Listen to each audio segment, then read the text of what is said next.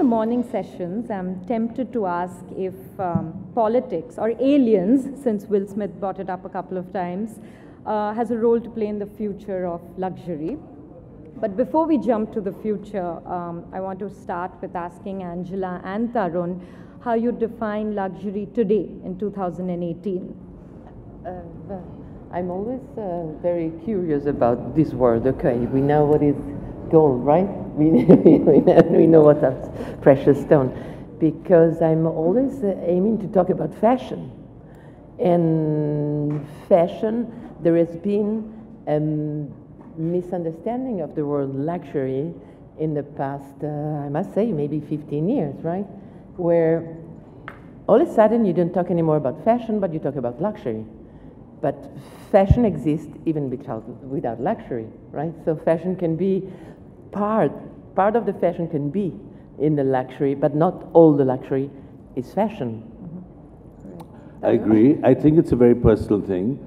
I think, and it's also cultural. So an old client of mine who bought the most beautiful thing said she'd never wear anything with a logo because her hand knew when she put it into a bag whether it was luxurious enough, because she could feel the luxury.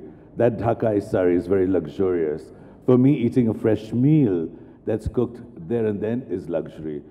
So I think, like Angela said, fashion's one thing. Part of it exists in the realm of luxury. People think logos and expensive price tags make it luxurious, but today more and more there's a need for beautifully made, authentic, handmade things that are not just machine stamped, that people are going backwards because suddenly luxury became such a mass thing. Luxury was always for the few, and as the world became affluent and there was comparative advantage of producing around the world, it was kind of mass produced. So it's going back to something that's personal, that feels authentic.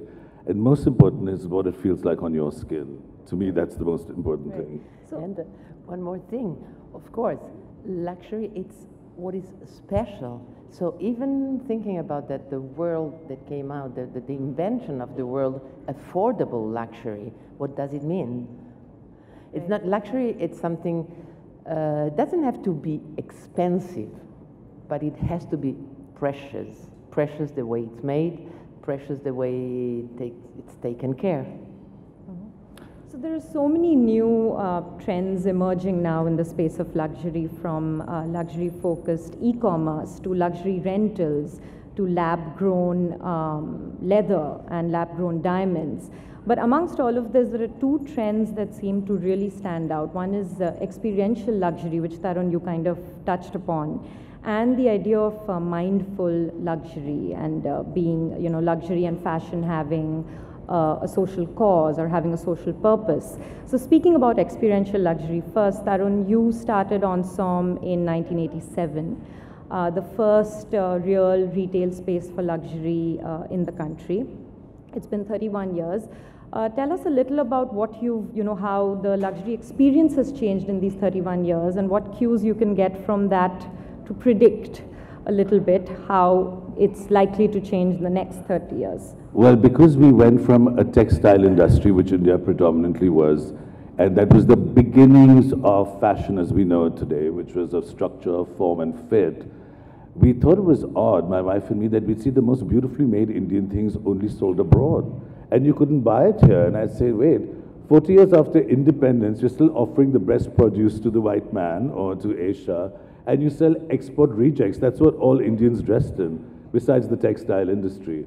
So that was the defining point. We asked designers who produced abroad, like Neil Bier for Oscar de la Renta, to sell in India, and we pulled designers who sold their work with foreign labels to say, what's your dream for Indians? And that's how that kind of movement started and became explosive. And it just grew, and it really was an impetus to thousands of stores being set up. And it was just right place, right time. I can't take credit for that.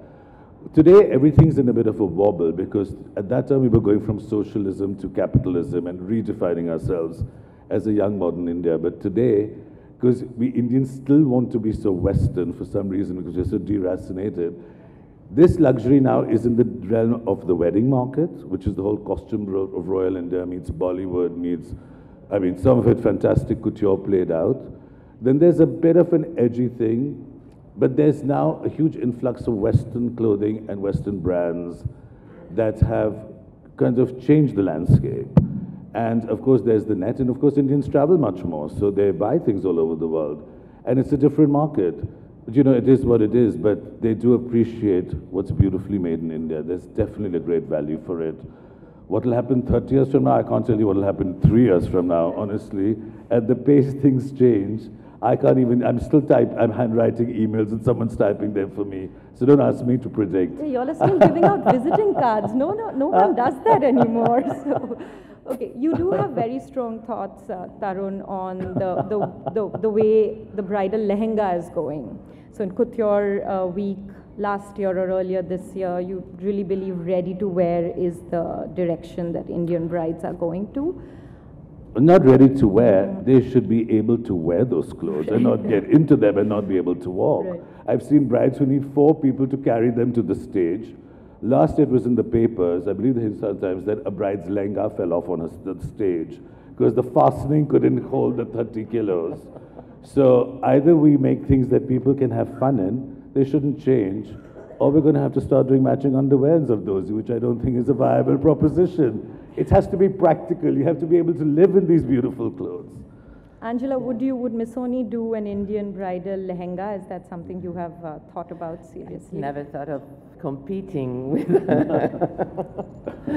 No, also because I'm always working on lightweights and to make things comfortable and to make things easy. And so, in fact, even though to see they're magnificent, but I don't want anybody to suffer in one of my dresses. I mean, the whole thing is about lightness. They're the originators of athleisure, you know, as we know it today. Right. So coming back to the luxury experience, Angela, you can take this first. Where do you think the Missoni customers' interaction with the brand ends? You've spoken in the past about how happy it makes you when someone has a Missoni outfit in their cupboard for 20 or 30 years and, you know, passes it on to the next generation. But as you opened a large store in the West Coast of the US not too long ago, so how much attention would you pay to the entire luxury experience, you know, the fact that the engagement of the consumer doesn't end just with buying that product, but the whole life of the consumer with the brand? I'm not very good, and we're a small company, and in fact, marketing is not exactly our specialty. Even though maybe we're good, but in a natural way. It became that we are marketing in a good way.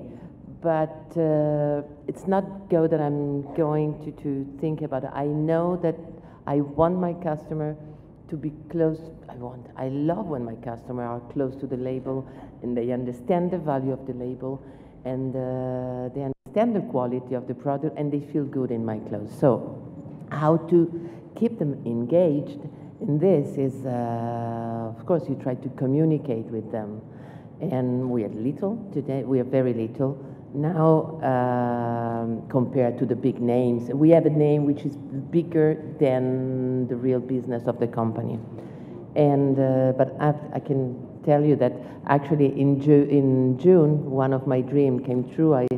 Which is organizing the company for the future, for the next generation, and to leave them a company in good health and with a perspective and projects.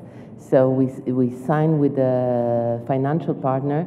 And they got the 40%, and which all money was invested in the company to develop.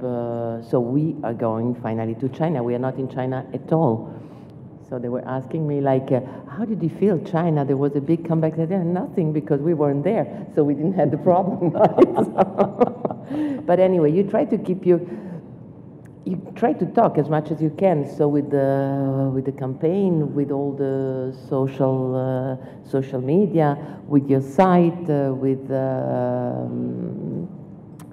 exposing as much as,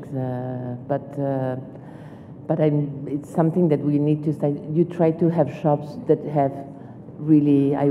My dream was to have every city its own shop, because to come not to invade a city, but to come into a city. So this was my dream already 20 years ago, but it's too expensive, so I cannot do it at the moment. But maybe in the future, yes. What are your thoughts on e-commerce, Tarun? Do you feel, luxury-focused e-commerce, is there an inherent, Of course.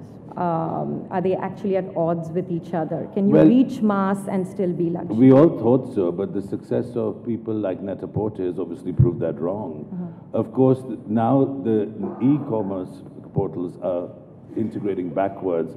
You can call them, they will send a truck, they'll hang up the clothes, you can try them, and you can send them back. So they're bringing the store to you, you just choose what you want, and it's all about convenience because people don't have time. They might have the disposable income, but people are on the move, they're traveling much more, they've got 5 million things to look at social media or whatever they're doing. So it's really about making things convenient to the customer. It started by saying that you could scroll, now it can come home to you. I think it takes away part of the tactile experience. If you want real retail luxury or retail therapy and to feel and to be fitted, you miss that. But I think in simpler things, for instance, or more ready to wear, or the simple black dress or a pair of pants from a brand that fits you, I don't think it's a problem. If you're buying a sari, it doesn't matter.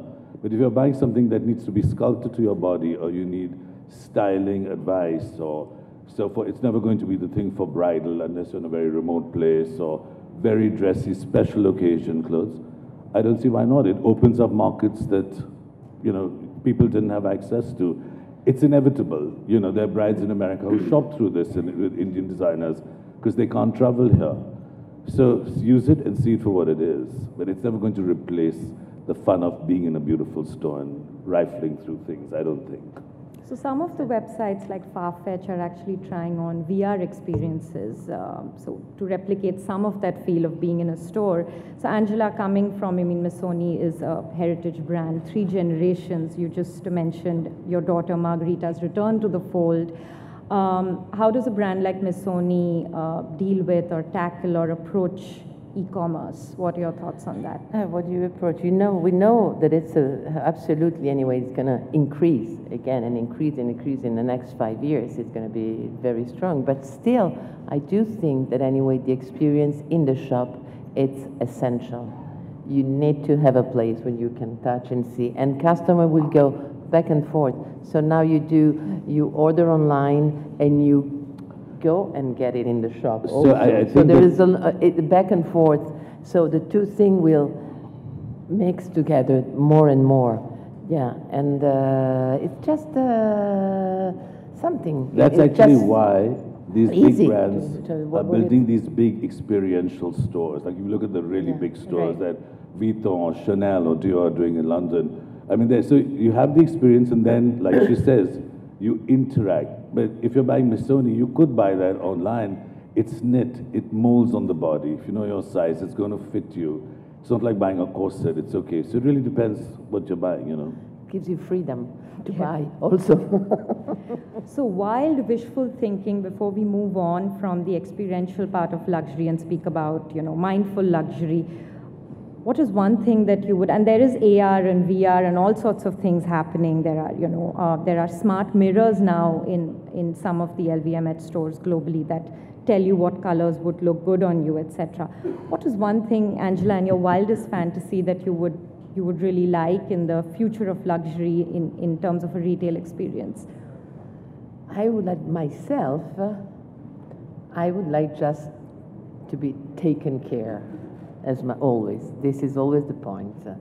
And it's not that I expect to be surprised by technology, or I just would like to go in and feel. And it's always a question of people. It's the quality of the people at the end that makes it, is that what they can share. They have to be, they should propose, they shouldn't push, and they should be just very open to understand. The quality of people will make the difference. So it's not about a computer or a technology at the end of it. But you're okay with someone like Scarlett Johansson from Her being your shopping assistant, or you want a real physical person? No, it depends. If somebody is very shy, maybe they get disturbed. You can have it's going to be a fun thing anyway. So it's intriguing by the thing. Let's go and see it. Like the first doors when when they get I don't know how many years ago, it was 10 years ago, when they invented those glasses, the window that you could, those glass that you can push a button and they got, so you would look to changing room. I think the first to use it was Prada in New York. You would see the changing room with the glass door, so everybody was afraid to get into the changing room. But as soon as you close the door, the window was closed. But so everybody was going to, they had to look at the window, but not look at the product. Right? So it was, it's just a nice detail. Do you see a radical change in the Ensemble store in Bombay 5 years from now? Well, we're in India, so having people that guide you it's always the best thing. I definitely don't want a mirror to tell me what color suits me. I would really be alarmed. And I think the first thing about being mindful, since that's where this started, is if people just stuck to what they were comfortable in and chose in that instead of constantly feeling the pressure with social media, celebrity, maybe Bollywood or peer pressures doing to be something else. The first thing about being mindful is being yourself. And then a lot of the solutions present themselves in a much more authentic way. Of course, then if you have assistance, I mean, we'll use technology. It'll be great to have lasers measure people, because sometimes people complain that when they come to us for measurements, it's like going to the gynecologist. I'm like, please, just calm down, It's just how we fit, and your left and your right side is different. So all this technology will help us. If we can fit people better, it'll be great. But you can never take away the human element, I don't think. And why should you in a country of 1.3 billion people? Okay. So fashion is becoming increasingly political. Angela, you're not one to shy away from making those political statements. So last year, Feb 2017, after your Milan show, the entire Missoni family got on stage. You made an impassioned speech about the Women's March and the anti-Trump sentiment. And Missoni also gave out 1,500 knitted pussy hats to the audience. 1,500, yeah. So how political can luxury be and still be luxury? No, I don't know if it's luxury, political, fashion, political. It's just that you are the person that you are. And when you have, how do you say, and I'm the person that I am. So I'm always been a fighter, and I've always been with women, and I'm always been supporting, oh my God, human rights in general, right? So, and I've always raised my voice whenever I thought it was needed. And the fact that you realize that you have a moment where you have a podium, where you have that your voice could be, it's actually louder in that moment, and you can use that podium for something that you think it's valuable. That was the step, very easy, didn't think about. So it happened that it was the 20 or the 21st of January when the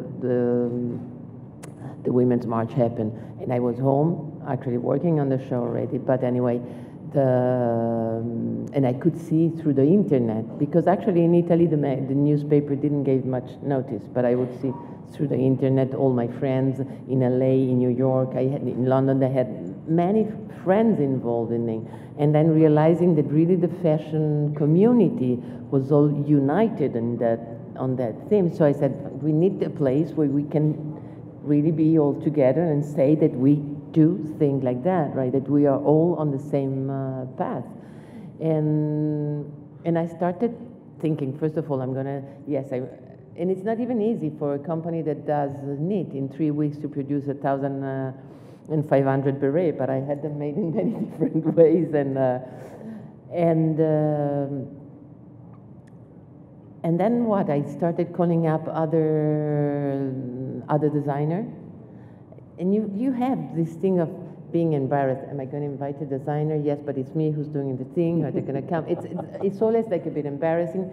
But then there is this sort of courage when you believe in something that you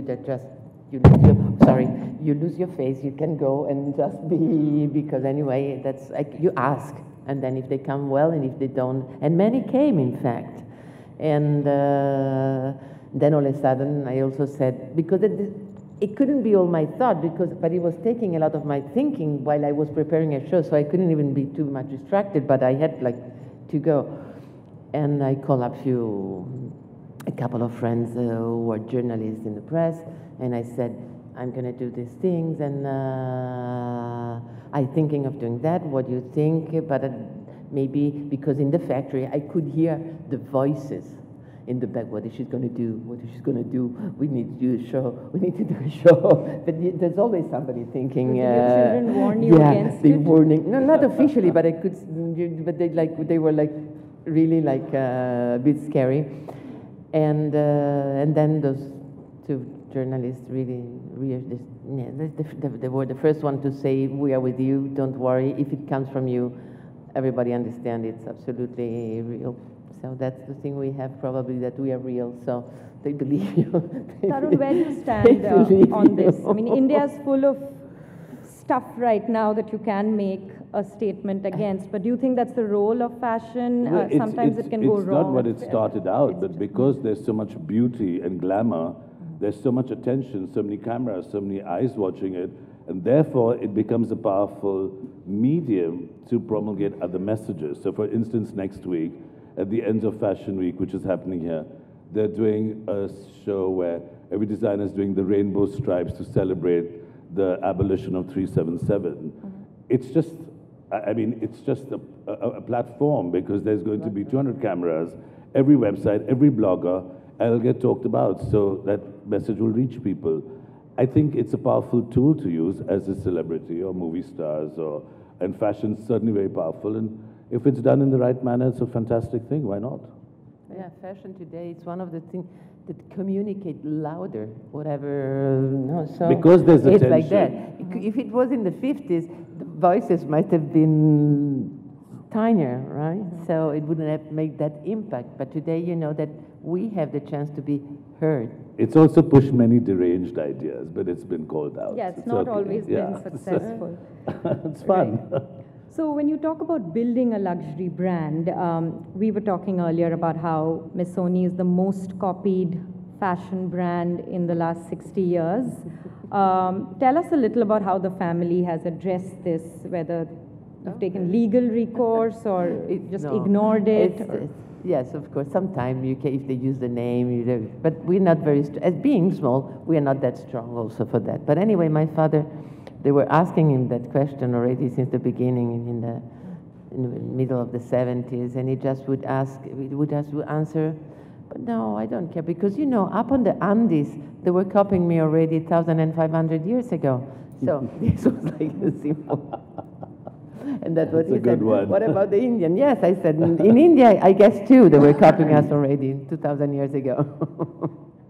Okay, we have some audience questions that are addressed specifically to Angela and Tarun, so I'm going to read some of these out.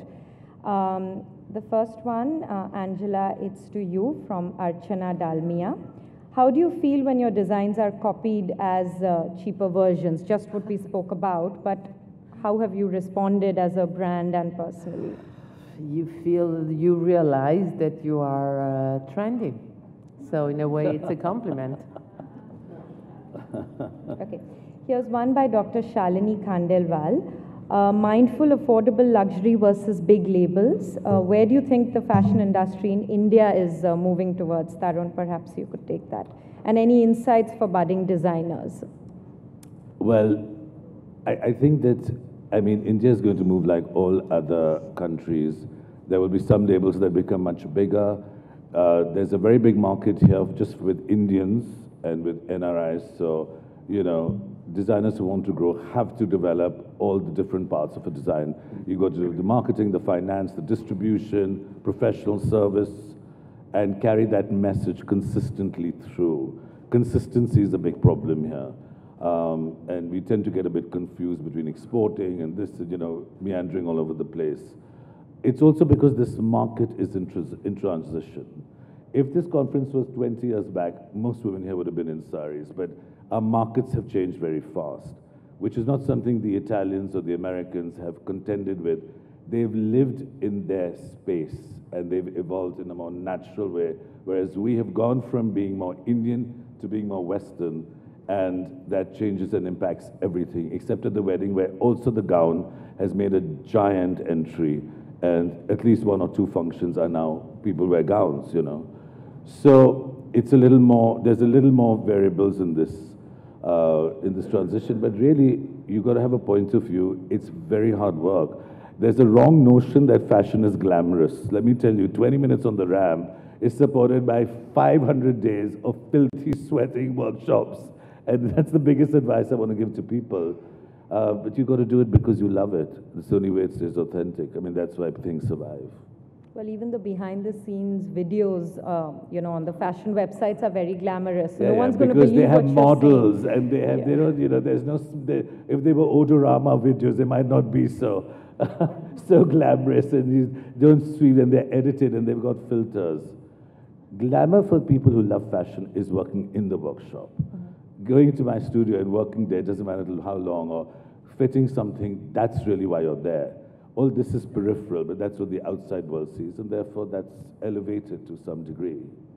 So Tarun, with e-commerce, again coming back to e-commerce picking up and becoming a viable kind of sales model, is it compelling designers to kind of step off their high horse and design for a more diverse audience? There's an audience question as well from Meenakshi Sabarwal about when would designers become more affordable and, you know, kind of reach out to people who can't afford what you're making right now? So is e-commerce allowing for that to happen, because you can sell to your elite client and also kind of design for the new Well, buyer? you can, but it also takes away the experience. And what you have to do is have a whole secondary line, another label, which most Indian designers have not got big enough to do justice to. You need to be at a certain critical mass before you set up a separate studio that uses different trims, different fabrics, and is clear about the identity, Right. and has to be more wearable. Right. And you know, the problem I have with e-commerce in this country is they're like kurtis for 450 rupees. And if you look at them on a TV screen, they look fine. You can't feel that it's Surat polyester. So how do you compete with that? You're still going to have to create the experience and then move from that. And as, like I said, this market's in such a transition, maybe young girls today don't want to wear kurtas or kurtis. They want to be in pants or dresses. So you have to be very clear about who you're addressing. So the safe zones have become, there's a small niche experimental thing. There is definitely the bridal market at all different levels. There's been a revival of the sari, which is great. But frankly, as Asha Sarabai Mapu said, please don't put your name on the saris unless you're designing, because that's been there for forever, you know. So accord that craftsman the dignity. So who do you know, address it to? Of course, there are going to be many markets. I haven't figured it out. We're still expanding our market, and within our line, we have the top end and a much more affordable lehenga. I will say, what is affordable? I mean, that's a separate story. Yeah, but then it's a problem of quality, I think. Yeah, but Angela, is one way to address this diversifying your product offering itself? As in Missoni, over the years, has gotten into home accessories, you know, various lines within it. So is that a way to expand rather than lower your quality? Yes, absolutely. Because I think the fact, when you talk, the designer should involve in the point is that we do what we do. Everyone do what he does, because I love this material that I'm using. I love what I'm using. I cannot transform this in something else. That's what it is. But it's not true that there are not designer affordable. Why? Benetton was not a designer? Yeah, it was, and it's still there. And so you have Zara, you have other, and then you do have a lot of labels which are affordable, but you cannot expect that somebody that passed his life studying certain fabrics, working on set, then all of a sudden goes and work on polyester and viscose. No, but there might be young designers that are willing only to working and making polyester very fashionable. Why not? It depends on, it doesn't depend, it's not a choice that you're doing that. Everybody does just what he's good at.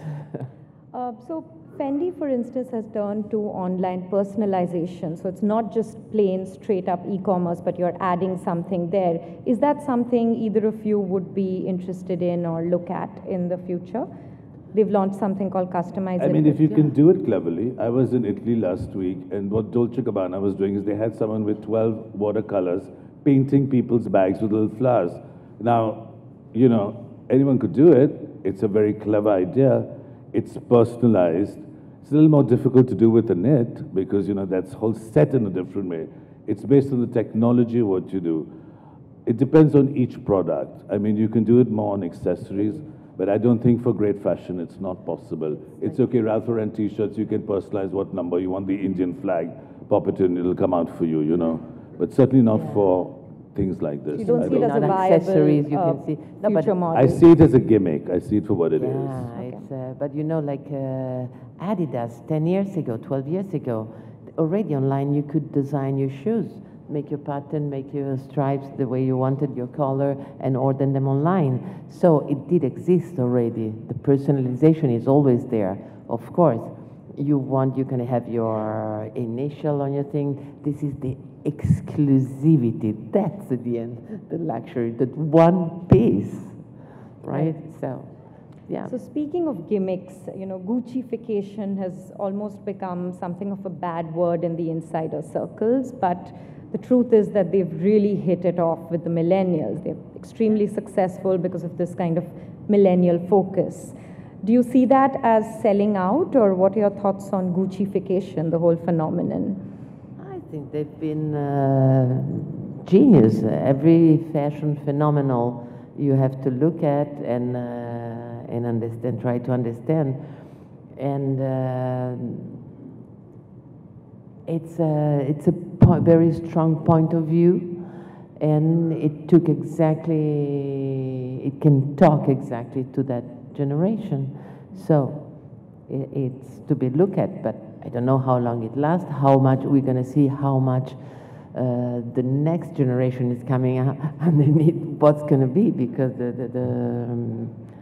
how long it's going to last and how it's going to change its path also. Because fashion, it's not something that stays forever. Yeah. It's called fashion because it changes. It's supposed to change kind of fast. Not as fast as we've been trying to, as the fashion world is trying to tell us in the past 15, 20 years, because trends are longer for me in reality.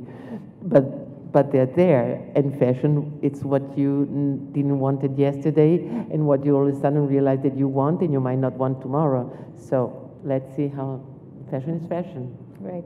So Tarun, do you think what you're doing with the lehenga, the idea of, you know, having even separates, the thought that the bride can wear it as in her kind of daily life as separate pieces later, is that a move? Is that your take on Guccification, the idea of appealing to a millennial consumer the way they actually live their life, and not making a fancy dress of your wedding day? Is that the new luxury? And I think that these things should not be put away in a trunk, but should be used and beautifully used forever. So if it just happens that these have 5 pieces, a bridal or anything you use, why not break it up and have 5 things afterwards so you use it? Clearly, the new world dresses by mixing and matching, unless they're wearing a dress, right? And the millennials particularly are so, like, they're bombed out with social media and all. And I think Gucci has picked up on that because it's just a mad mix of things. I mean, you know, although they're still some of their accessories are still super strong, you know. And you can see the Gucci thing, though they've done fun things with it. It's very different to what Tom Ford did in the 90s, which was all about black and sex and thongs. That was Gucci's last big surge. I think the Indian, you know, it's very hard to generalize in India because India is still a million mutinies. And what's happening in South Bombay is different from North Bombay, and what's happening in Kanpur. I mean, they might be connected through social media, but what the mores are and what the parental values are and what they're allowed, you know, whatever they might secretly desire. But I think if you break it up and not make it costume, and let it be something that they want to love and live. And these are the most expensive things they're buying. To me, that is a modern way of looking at things, you know. And everything should be this thing, like our grandmothers did. They mixed and matched. They wore this sari with that petticoat and that choli. I mean, that was the Indian way. Somehow we drifted away. Now we're just trying to take it back to this clever mix and match thing. And anyway, millennials don't know how to match anything, so, you know, it doesn't matter, you know. It's great. Just give it to them, put some fur on, throw some glitter, and there. It sounds absolutely logical, but when you did that with the lehenga, it still kind of was a statement because everybody thought of bridal wear as this one big. Oh, I think wear it with show. a chicken shirt, put the choli with flared pants, wear it with the sarong. Today they wear their cholis with little sarongi things at a beach wedding. It's sexy, it's modern. To me, that's India modern. Not to have these slaughtered different categories. It's always about mixing it all up. It's beautiful. So to end our talk on the future of luxury, I want each of you to, because we were talking about the millennials and we actually didn't get to Instagram, but I feel you can't even speak about fashion and luxury today without evoking Instagram. But Angela and Tarun, give us a hashtag that defines future of luxury. Oh my God, put us on the For the spot. hashtag, I want to say something apropos millennials and apropos the market. Believe it or not, the men's larger market is between 16 and 20 years old today. Okay, so just for let you think about younger than the women market. So the boys are freaking out for fashion, buying sneakers or t-shirts or whatever, so at high price. We're talking of what you would call luxury because it's a higher price, but they're not buying high fashion. They're buying certain products. That's funny. Okay. It So looks just like to- nothing fits anyway, so it's great. Exactly. So if this is People who have sons in the audience between the ages of 16 the- and 20, like they know this what's is going on. in Europe. I don't know what's happening in India, but in Europe it's like that. In the States it's like that. Okay. Yeah. Good. So let's have our hashtag for the future of luxury before we wind up for lunch. Chaotic unique, hashtag. Chaotic you need, yeah. What did I do have the perfect answer, right? No, I forget. I'm sorry, I'm without word at the moment. I had it in mind and I lost it like that, but I think Okay. I could be part of yours, yeah. Okay, Yeah. great. Thank you so much, Thank you. Angela and Tarun. Thank you.